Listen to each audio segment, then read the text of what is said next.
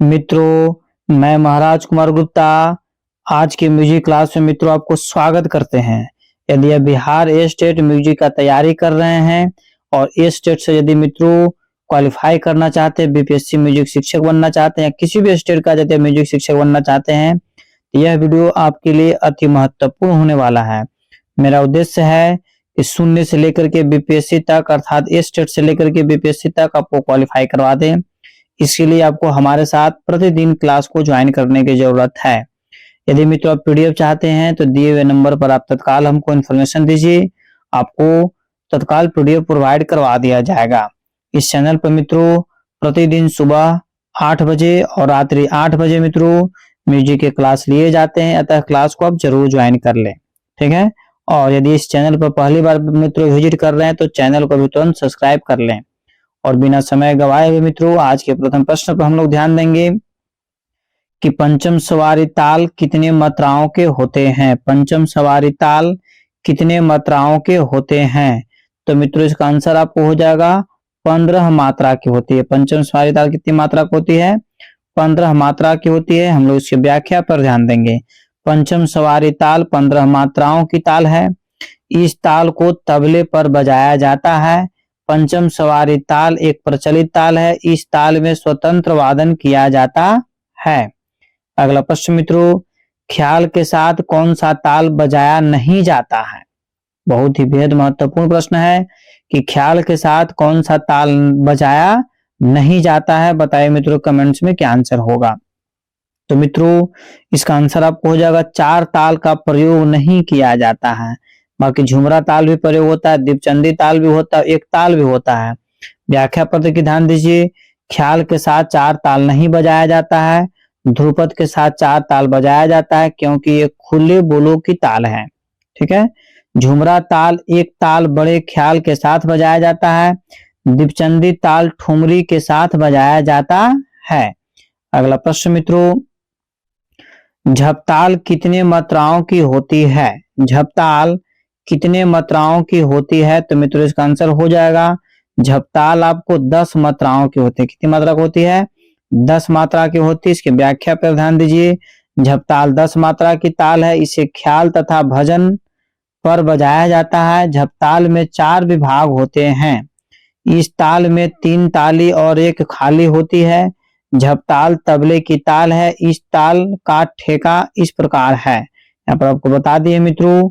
अगला प्रश्न है कि एक ताल में खाली कौन कौन सी मात्रा पर होती है? एक ताल में खाली कौन कौन सी मात्रा पर होती है? तो मित्रों इसका आंसर आपको बताते चलें कि इनमें से कोई ऑप्शन सही नहीं है। तो सही होगा क्या? तो एक ताल में खाली जो है मित्रों 3 से 7 मात्राओं पर होती है। 3 से 7 मात्राओं पर मित्रों होती है।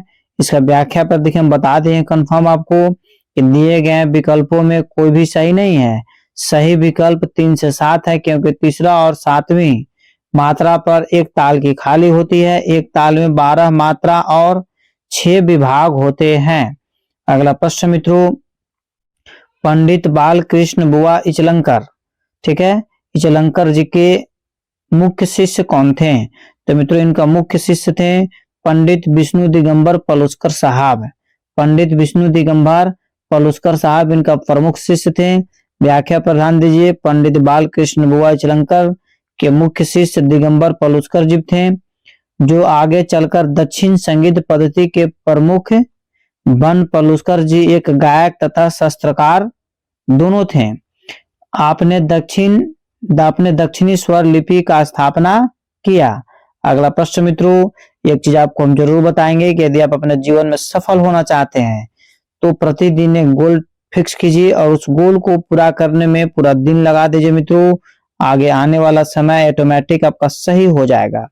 तो मित्रों प्रश्न है मेरा कि अलाउद्दीन खिलजी के दरबार में मशहूर गजल गायक का नाम क्या था? मतलब अलाउद्दीन खिलजी के दरबार में मशहूर गजल गायक कौन थे? तो मित्रों इसका आंसर आपको हो जाएगा अमीर खुसरो साहब थे। कौन थे?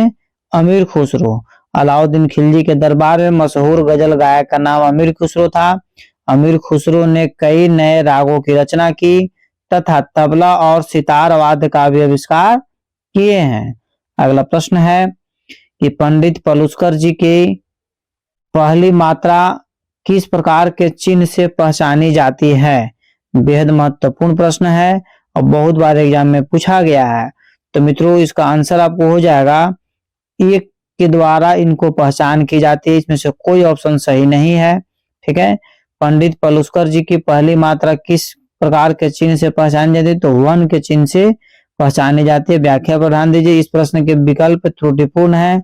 पंडित पलुस्कर जी की पहली मात्रा वन के चिन्ह से पहचानी जाती है, विकल्प में उत्तर नहीं है। अगला प्रश्न मित्रों कि भारत खंडे के ताल लिपि में खाली को कौन से चिन्ह द्वारा जानते हैं। भारत खंडे के ताल लिपि में खाली को कौन से चिन्ह द्वारा जानते हैं, तो मित्रों इसका आंसर आपको हो जाएगा 0 शून्य द्वारा इसको जानते हैं। व्याख्या पर ध्यान दीजिएगा, भारत खंडे जी के ताल लिपि में खाली को 0 के चिन्ह से जानते हैं और सम के लिए जो है क्रॉस का चिन्ह प्रयोग किया जाता है। खाली के लिए 0 और सम के लिए क्रॉस का साइन प्रयोग किया जाता है। अगला प्रश्न मित्रों कि भूपाली राग की थाट उत्पन्न होती है। मतलब भूपाली राग की थाट उत्पन्न होती है, तो मित्रों इसका आंसर हो जाएगा कल्याण थाट। क्या हो जाएगा, कल्याण थाट। व्याख्या पर ध्यान दीजिएगा, भूपाली राग कल्याण थाट से उत्पन्न होती है।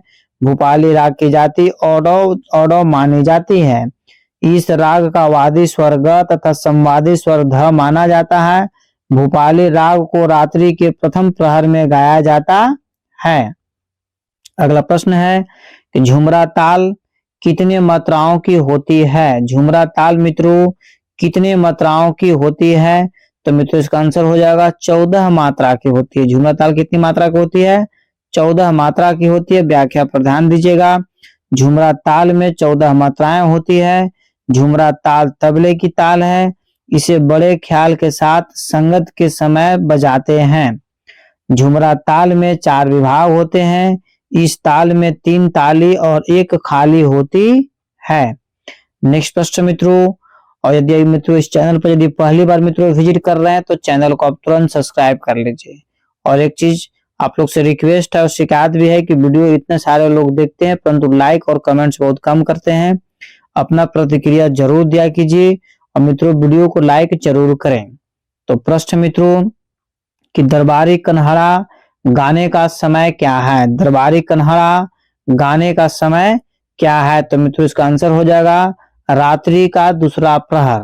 रात्रि का दूसरा प्रहर। व्याख्या पर ध्यान दीजिएगा, दरबारी कन्हड़ा रात को रात्रि के दूसरे प्रहर में गाया जाता है। दरबारी राग असावरी थाट का पूछ सकता है एग्जाम में कि दरबारी राग जो है से किस थाट का, तो असावरी थाट का राग है। इसकी जाति क्या है, तो संपूर्ण साडव है। दरबारी कन्हड़ा का जाति क्या है, तो संपूर्ण साडव है। और दरबारी राग का वादी स्वर रे तथा संवादी स्वर प माना जाता है। अगला प्रश्न मित्रों कि ताल के निश्चित बोल को क्या कहते हैं। ताल के निश्चित बोल को मित्रों क्या कहते हैं, तो इसका आंसर हो जाएगा ठेका कहते हैं। ठीक है, ताल के निश्चित बोल को मित्रों क्या बोलते हैं, ठेका बोलते हैं। व्याख्या पर ध्यान दीजिए, ताल के निश्चित बोल को मित्रों ठेका कहा जाता है।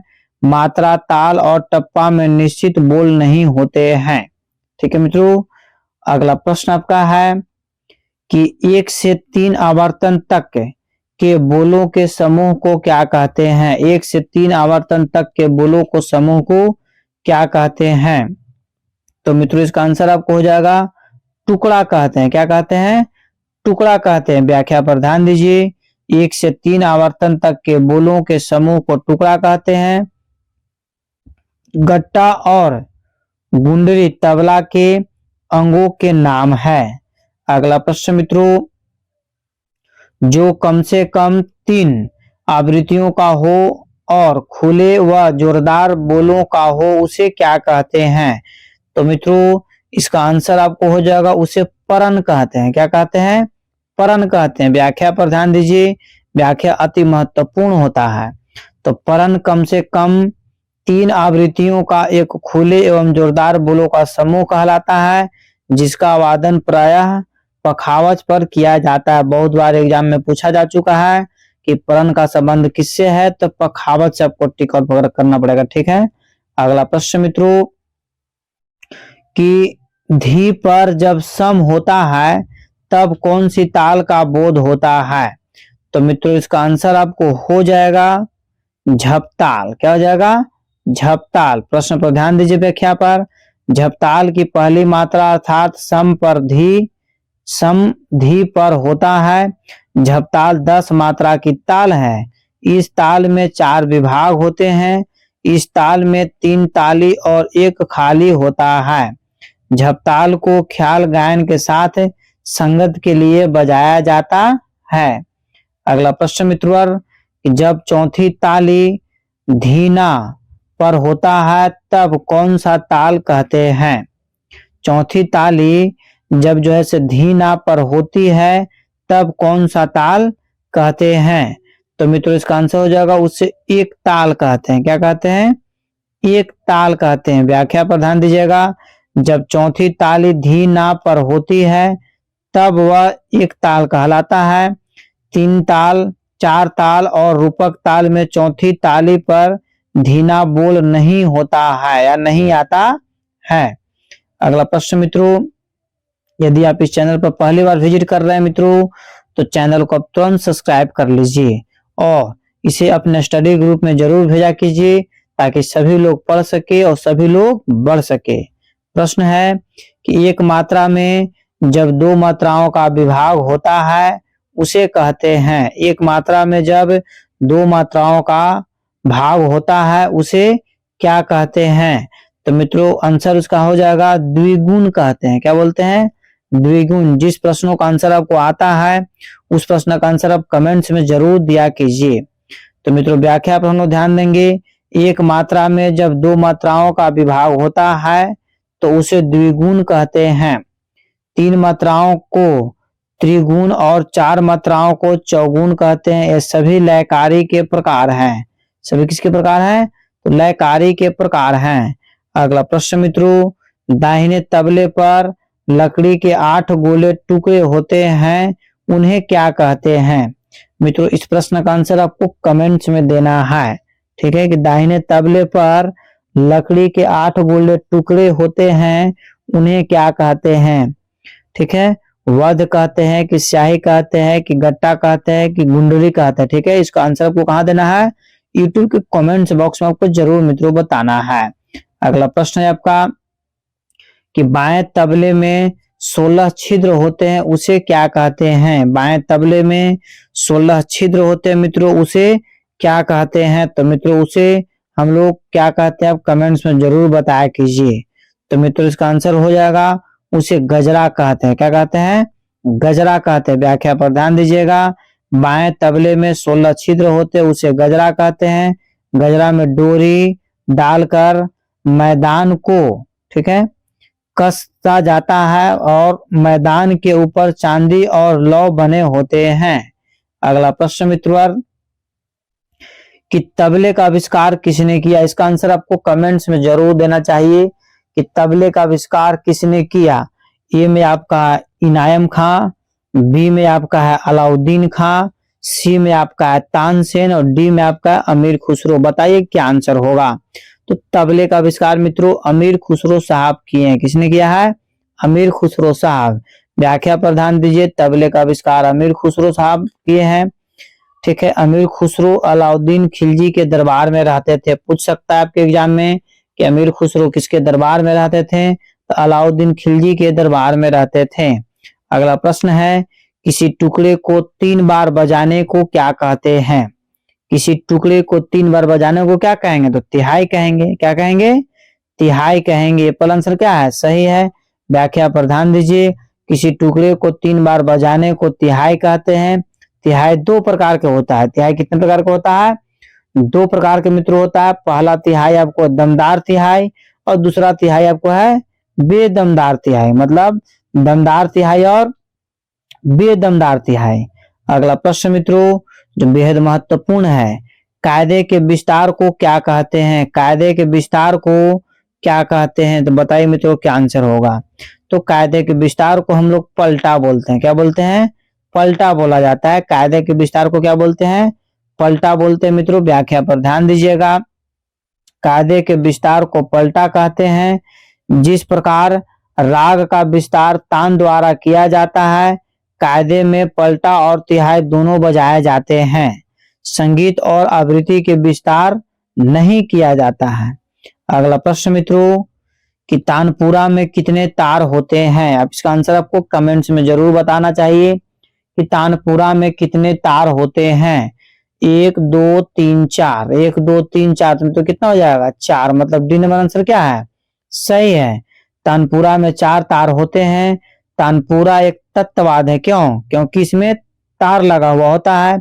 इसे उंगली द्वारा बजाया जाता है। प्रश्न पूछ सकता है कि तानपुरा को किससे बजाया जाता है? उंगली द्वारा बजाया जाता है।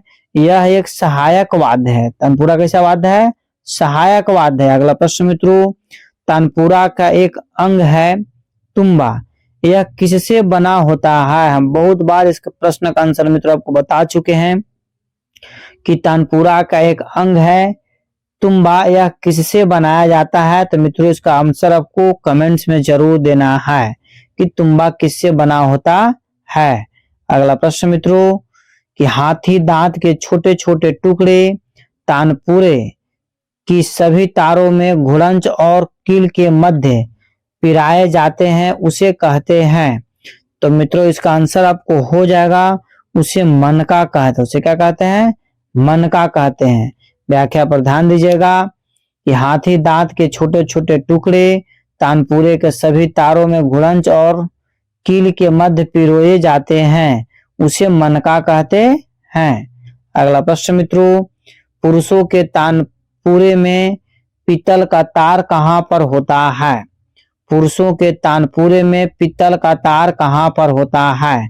तो मित्रों इसका आंसर हो जाएगा प्रथम और अंतिम तार। प्रथम और अंतिम तार, ठीक है, यही इसका व्याख्या है मित्रों। अगला प्रश्न पर हम लोग बारीकी से केयर करेंगे। अधिक उतार चढ़ाव के लिए तार को किससे मिलाते हैं? अधिक उतार चढ़ाव के लिए तार को किससे मिलाते हैं? खूंटी से, कि मनका से, कि अटक से, कि डांड से? तो मित्रों इसका आंसर हो जाएगा खूंटी से। किससे मिलाते हैं? खूंटी से मिलाते हैं। अगला प्रश्न मित्रों, और पहले हम इसकी व्याख्या जान लेंगे। अधिक उतार चढ़ाव के लिए तार का खूंटी से मिलाया जाता है। सभी तंत्रवाद को खूंटी से मिलाया जाता है। अगला प्रश्न मित्रों कि महिलाओं के तानपुरे का प्रथम तार किससे बना होता है? महिलाओं के तानपुरे का प्रथम तार किससे बना होता है? तो मित्रों इसका आंसर हो जाएगा लोहे का बना होता है। किसका बना होता है? लोहे का। अगला प्रश्न मित्रों, इस प्रश्न का आंसर बताने से पहले एक चीज आपको जरूर सूचना देंगे कि यदि आप जीवन में सफल होना चाहते हैं मित्रों, तो प्रतिदिन एक गोल फिक्स कीजिए, एक टारगेट फिक्स कीजिए और उस टारगेट को पूरा करने में पूरा दिन लगा दीजिए। आगे आने वाला समय आपका ऑटोमेटिक सही हो जाएगा। प्रश्न मित्रों कि मिजराब कौन से वाद्य यंत्र में आता है? मिजराब जो है कौन से वाद्य यंत्र में आता है? तो मित्रों इसका आंसर हो जाएगा सितार में आता है। किसके अंदर आता है? सितार में। अर्थात व्याख्या पर ध्यान दीजिएगा। मिजराब का प्रयोग सितार वाद्य में किया जाता है। सितार एक तत्ववाद्य है। सितार वाद्य को मिजराब के द्वारा बजाया जाता है। अगला प्रश्न मित्रों कि जो स्वर सितार में बहुत देर तक गूंजता है उसे कहते हैं? जो स्वर सितार में बहुत देर तक गूंजता है उसे क्या कहते हैं? तो मित्रों उसको तरब कहते हैं। उसको क्या कहते हैं? तरब। अब तरब के बारे में थोड़ा सा डिटेल जानकारी आप ले लीजिए। जो स्वर सितार में बहुत देर तक गूंजता है उसे तरब तार कहते हैं। तुम्बा, तबली और तार ग्रह ये तीनों सितार के तार नहीं है, बल्कि ये सितार के अंग हैं। ठीक है, तुम्बा, तबली और तार ग्रह सितार के क्या है? अंग हैं। अगला प्रश्न मित्रों, सितार में कितने तार होते हैं? यदि आप स्टेट की तैयारी कर रहे हैं, बीपीएससी म्यूजिक शिक्षक बनना चाहते हैं मित्रों, तो यह प्रश्न आपके लिए अति आवश्यक है और इसका आंसर भी आपको याद होना चाहिए कि सितार में कितने तार होते हैं। तो मित्रों कितना कमेंट्स में आंसर आप दिए हैं? 7। बहुत अच्छा। सितार में कितने तार होते हैं? तो 7 तार होते हैं। व्याख्या पर ध्यान दीजिएगा। सितारवाद में 7 तार होते हैं। सितार तंत्रवाद की श्रेणी में आता है। सितार पर रजा खानीगत और मस्जिद खानीगत बजाए जाते हैं। सितार के तार को खूंटियों द्वारा चढ़ाया या उतारा जाता है। सितार को सहतारा भी कहते हैं। सितार को पहले क्या बोला जाता था? तो सहतारा। अगला प्रश्न मित्रवर जो बेहद महत्वपूर्ण है, सितार के तार पर मिजराब से प्रहार करने पर जो ध्वनि उत्पन्न होता है उसे क्या कहते हैं? सितार के तार पर मिजराब से प्रहार करने पर जो ध्वनि उत्पन्न होता है उसे क्या कहते हैं? तो मित्रों उसका आंसर हो जाएगा बोल कहते हैं। उसे क्या बोलते हैं? बोल बोलते हैं। अगला प्रश्न मित्रवर कि हिंदुस्तान के जाने माने सितार वादक का नाम है। मतलब इनमें से कौन से ऐसे व्यक्ति हैं जो हिंदुस्तान के जाने माने सितार वादक है? तो पंडित रविशंकर साहब। पंडित रविशंकर साहब। व्याख्या पर ध्यान दीजिएगा मित्रों। हिंदुस्तान के जाने माने सितार वादक पंडित रविशंकर जी हैं। आपने भारत में तथा विदेशों में भी कई बार सितार वादन किया है। अलाउद्दीन खां तथा स्वामी हरिदास के गायन के क्षेत्र में अपना नाम रोशन किया है। अगला प्रश्न मित्रों जो बेहद महत्वपूर्ण है, तबले का आविष्कार किसने किया था? इसका आंसर मित्रों आपको कमेंट्स में जरूर देना चाहिए कि तबले का आविष्कार किसने किया था। तो मित्रों जो तबला का आविष्कार किए थे अमीर खुसरो साहब किए थे। कौन किए थे? अमीर खुसरो। और अमीर खुसरो किसके दरबार में रहते थे? तो अलाउद्दीन खिलजी के दरबार में रहते थे। ठीक है, तबले का आविष्कार अमीर खुसरो साहब किए और यह अलाउद्दीन खिलजी के दरबार में रहते थे। अगला प्रश्न मित्रों कि किसी टुकड़े को 3 बार बजाने को क्या कहते हैं? किसी टुकड़े को 3 बार बजाने को क्या बोलेंगे? तिहाई बोलेंगे। कुछ देर पहले आपको बता चुके हैं कि किसी टुकड़े को 3 बार बजाने को क्या बोलेंगे? तिहाई बोलेंगे मित्रों। तिहाई कितने प्रकार के हैं? तो 2 प्रकार के हैं। पहला है दमदार तिहाई और दूसरा का है बेदमदार तिहाई। ठीक है, तिहाई कितने प्रकार के हैं? तो 2 प्रकार के। पहला दमदार तिहाई और दूसरा का है बेदमदार तिहाई। अगला प्रश्न मित्रों कि कायदे के विस्तार को क्या कहते हैं? कायदे के विस्तार को क्या कहते हैं? तो मित्रों पलटा कहते हैं। पलटा। कायदे के विस्तार को क्या बोलते हैं? पलटा कहते हैं मित्रों। व्याख्या पर ध्यान दीजिएगा। कायदे के विस्तार को पलटा कहते हैं। जिस प्रकार रंग का विस्तार तान द्वारा किया जाता है, कायदे में पलटा और तिहाई दोनों बजाए जाते हैं। संगीत और आवृत्ति का विस्तार नहीं किया जाता है। अगला प्रश्न मित्रों तानपुरा में कितने तार होते हैं? इसका आंसर आपको कमेंट्स में जरूर बताना चाहिए कि तानपुरा में कितने तार होते हैं। तो मित्रों तानपुरा में आपको 4 तार होते हैं। कितने तार होते हैं? 4 तार होते हैं। ध्यान दीजिएगा व्याख्या पर। तानपुरा में 4 तार होते हैं। तानपुरा एक तत्ववाद्य है। इसे उंगली द्वारा बजाया जाता है। यह एक सहायक वाद्य। पूछ सकता है कि तानपुरा कैसा वाद्य है? तो सहायक वाद्य है। अगला प्रश्न मित्रों हाथी दांत के छोटे छोटे टुकड़े तानपुरे की सभी रागों में घुड़ंच और किल के मध्य पिरोई जाती है, उसे क्या कहते हैं? तो मित्रों इसका आंसर आपको हो जाएगा। बताइए क्या होगा? कमेंट्स में जिस प्रश्न का आंसर आता है उसको कमेंट्स में जरूर दिया कीजिए। तो मित्रों उसके मनका बोलते हैं। क्या बोलते हैं? मनका, डॉग। हाथी दांत के छोटे छोटे टुकड़े तानपुरे के सभी तार में घुड़ंच और कील के मध्य पिरोए जाते हैं, उसे मनका कहते हैं। अगला प्रश्न मित्रों पुरुषों के तानपुरे में पीतल का तार कहां पर होता है? पुरुषों के तानपुरे में पीतल का तार कहां पर होता है मित्रों? तो प्रथम और अंतिम छोर पर होता है। प्रथम और अंतिम छोर पर। व्याख्या पर ध्यान दीजिएगा कि पुरुषों के तानपुरे में पीतल का तार प्रथम और अंतिम तार पर होता है। ठीक है मित्रों, इस प्रकार हम लोग अगले प्रश्न पर ध्यान देंगे। अगला प्रश्न है कि सितार में कितने तार होते हैं? मित्रों इसका आंसर आपको जरूर देना चाहिए। बीपीएससी का जो इस बार एग्जाम हुआ उसमें पूछा था कि सितार के मुख्य तार कितने हैं? तो 7 ही आंसर होगा। दूसरा कुछ आंसर होने वाला नहीं है। सिर्फ यहाँ पर कंफ्यूज करने के लिए मुख्य लगा दिया था। व्याख्या पर हम लोग ध्यान देंगे। सितारवाद में 7 तार होते हैं। सितार तंत्रवाद की श्रेणी में आता है। सितार पर रजाखानीगत और मस्जिद खानीगत बजाया जाता है। सितार के तार को खूंटियों द्वारा चढ़ाया या उतारा जाता है। सितार को सहतारा भी कहते हैं। अगला प्रश्न मित्रों कि सितार को बजाया जाने वाला यंत्र क्या है, मतलब सितार को किससे बजाते हैं? तो मित्रों सितार को मिजराब द्वारा बजाया जाता है। किससे? मिजराब द्वारा मित्रों बजाया जाता है। सितार को किससे बजाया जाता है? तो मिजराब के द्वारा बजाया जाता है। सितार वाद्य को बजाए जाने वाले यंत्र की मिजराब कहते हैं। सितार वाद्य के बजाए जाने वाले यंत्र को क्या बोलते हैं? मिजराब कहते हैं। घुरंच, तरब और आटी सितार के अंग हैं। क्या है? सितार के अंग हैं। मित्रों अगला प्रश्न है कि धातु की एक छोटी पत्ती जिसे सरोद बजाए जाते हैं उसे क्या कहते हैं? जिसे सरोद बजाते समय एक धातु की छोटी पत्ती ले ली जाती है उसे क्या कहते हैं? तो मित्रों आपको इसका आंसर कमेंट्स में याद जरूर होना चाहिए। तो मित्रों इसका आंसर आपको हो जाएगा जावा कहते हैं। क्या कहते हैं? जावा कहते हैं।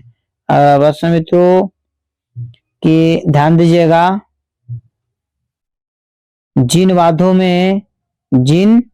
वाद्यों में हवा से स्वर उत्पन्न होता है उसे क्या कहते हैं? इसका कमेंट से मित्रों आप आंसर फटाक से दीजिए कि जिन वाद्यों में हवा से स्वर उत्पन्न होते हैं उसको क्या बोलेंगे? बांसुरी बोलेंगे। बांसुरी के मुंह से हवा से बजाया जाता है। इसका आंसर तो आपको याद होना चाहिए। बाकी बिना में तार होता है, सितार में तार होता है, तानपुरा में तार होता है, बांसुरी में तार नहीं होता, इसे फूंक कर बजाया जाता है कृष्ण भगवान की तरह।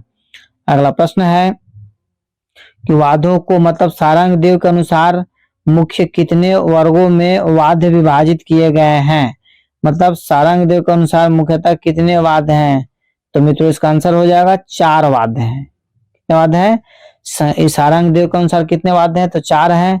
चारों को ध्यान दीजिएगा। पहला तत्ववाद्य, दूसरा का सुसूर्यवाद, तीसरा का घनवाद, चौथा है अवनद वाद्य। सारंग देव जी ने संगीत रत्नाकर नामक ग्रंथ 13वीं शताब्दी में लिखी है। ठीक है, इस ग्रंथ में चारों वर्गों के वाद्यों का वर्णन किया गया है। अगला प्रश्न मित्रों, जिन वाद्यों में चमड़े पर आघात करने से स्वर उत्पन्न होता है उसे क्या कहते हैं? ठीक है, जिन वाद्यों में चमड़े पर आघात करने से उत्पन्न होता है उसे क्या बोलते हैं हम लोग? हैं बताइए फटाफट मित्रों आंसर दिया कीजिए। तो उसे हम लोग बोलेंगे धनवाद बोलेंगे। घनवाद। ठीक है, क्या बोलेंगे? घनवाद है। सितार में जिन वाद्य में चमड़े पर आघात करने से उत्पन्न होता है उसे क्या बोलते हैं? बताइए मित्रों फटाफट आंसर बताया कीजिए। इसका आंसर आपको हम बता भी चुके हैं। डी नंबर इसका आंसर क्या है? सही है। ठीक है मित्रों, इस प्रकार अगले प्रश्न पर हम लोग ध्यान देंगे जो आज का अंतिम प्रश्न है कि राजा खानी बाज को कहते हैं। राजा खानी बाज को मित्रों लखनऊ बाज के भी नाम से जाना जाता है।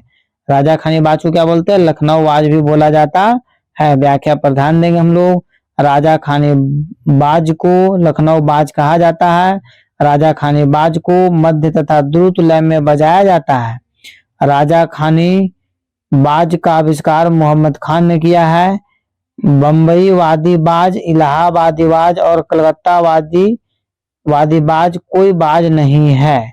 इस प्रकार मित्रों यदि आप इस चैनल पर पहली बार मित्रों विजिट कर रहे हैं तो चैनल को भी तुरंत सब्सक्राइब कर लीजिए मित्रों, और लाइक मित्रों जरूर कर दे। अपने स्टडी ग्रुप में या फिर अपने दोस्तों के बीच मित्रों जरूर इस वीडियो को शेयर कीजिए ताकि सभी लोग पढ़े और सभी लोग बढ़े। यदि देश पढ़ा हुआ रहेगा तो कोई भी व्यक्ति हम लोग को मूर्ख नहीं बना सकता है। इस प्रकार मित्रों आज का क्लास यहीं पर समाप्त किया गया है। तब तक के लिए स्वस्थ रहिए, मस्त रहिए और एक बार प्रेम से बोलिए भारत माता की जय।